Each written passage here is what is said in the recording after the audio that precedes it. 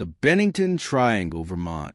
Location: Southwest Vermont, centered around Glastenbury Mountain, including the towns of Bennington, Woodford, Shaftsbury, and the now-abandoned Glastenbury. Term coined by author Joseph A. Citro, who noted strange occurrences and disappearances in his paranormal writings. Strange characteristics of the area. Compass malfunctions reported on Glastenbury Mountain. Locals have long regarded the mountain as cursed or spiritually dangerous. Native American lore says it's bad ground, a place where the earth swallows people. Some say there's a window area, portal-like phenomenon, linked to the disappearances. Reported phenomena: unexplained lights in the sky, disembodied voices in the woods, shadow figures and creatures described as large, hairy, and not quite human.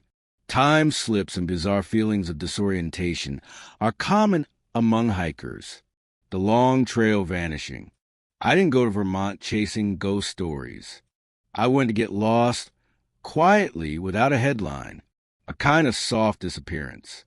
The burnout had been creeping in for years, made worse by a messy breakup and the nagging realization that I hadn't written anything worth keeping in almost 2 years. A friend of a friend had an old barn she rented out near Shaftsbury, tucked against the edge of the Green Mountains, far enough from phone towers that even texts came in delayed. Perfect. The first thing I noticed was the quiet, not just the absence of city noise. I expected that, but the deep, unnatural stillness that settled over property like fog. The barn had been converted into a cabin, still creaky and smelling faintly of hay. The land rolled downward into a gully before climbing again into the forested slope of Glastenbury Mountain.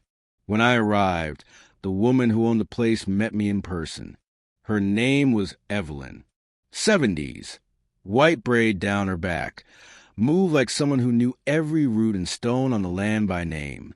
She handed me the keys and said, almost as an afterthought, "Stay off the long trail after dark. That mountain doesn't always get people back." She didn't smile when she said it. I chalked it up to local lore. Small towns love their myths. My first week passed in a haze of reading, half-hearted writing, and long hikes with a thermos of coffee. The trail markers were faded, but the paths were clear. On the third day, I saw the sign for the long trail, a slat of weatherwood nailed to a tree at a crooked angle. I walked it for an hour before turning back. The air felt dense, heavier somehow, like the elevation had changed, though I hadn't climbed much. I met Liv on the 5th day. She was sitting on the tailgate of a beat-up Jeep Cherokee, parked at the trailhead with a paper map and a spoon in a jar of peanut butter. Maybe 30, maybe younger, with a frayed jacket and boots that had seen more than one season. She looked at me and asked, "You hear it yet?" "Hear what?" She nodded at the trees. "Exactly." We got coffee in Bennington later that afternoon, and she told me she was researching the disappearances around Glastenbury Mountain. She had names: Mid-Eye Rivers, Paula Weldon, Paul Jeffson, James Tetford, and Frida Langer. 5 vanishings between 1945 and 1950, all within a few miles of each other, none solved. No trace. She said, not even torn fabric or footprint. "It's not about getting lost," she told me. "It's about getting taken." The way she said it made me shiver. I wasn't sure I believed her. Still, we hiked together the next day. Just a short loop. She brought a compass, and I noticed she kept checking it, even when we were clearly on the trail. She spoke constantly about ley lines, magnetic fields, folklore, about how compasses went haywire near the summit, about how the Abenaki refused to hunt there, calling it a place where the earth opened. "What do you think happened to those people?" I asked as we walked. She paused. "I think they followed something. Maybe a sound. Maybe a voice they trusted.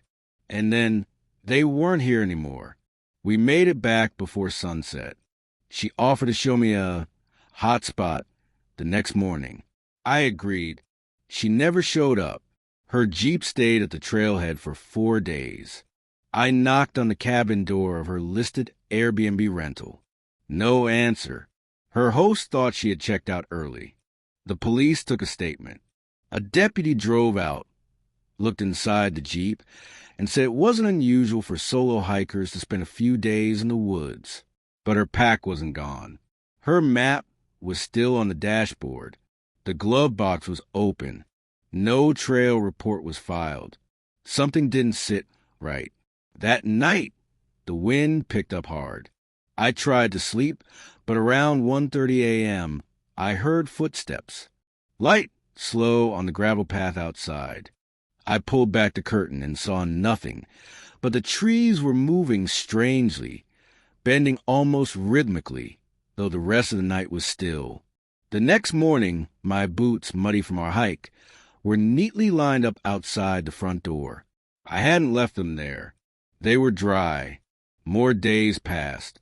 I kept seeing her Jeep, kept waiting for the authorities to do more. One night, I drove to the trailhead myself. I don't know what I expected. Maybe to find her walking out of the woods, disoriented. Maybe to find some clue everyone else missed. Instead, I heard a voice, faint, female, calling my name. It wasn't the wind.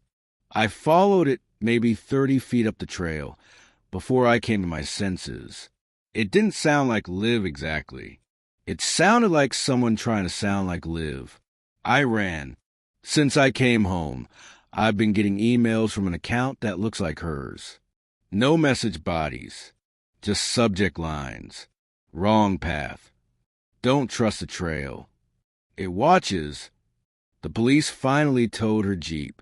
The report was filed as unexplained disappearance.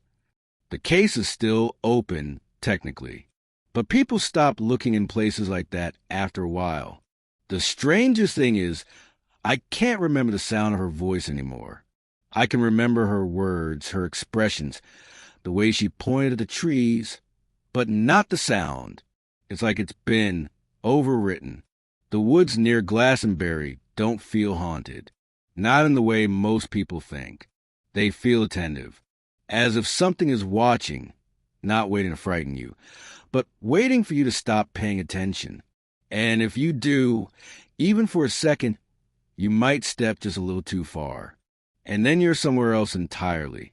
If you enjoyed today's story, please smash that like button and subscribe to hear more random videos.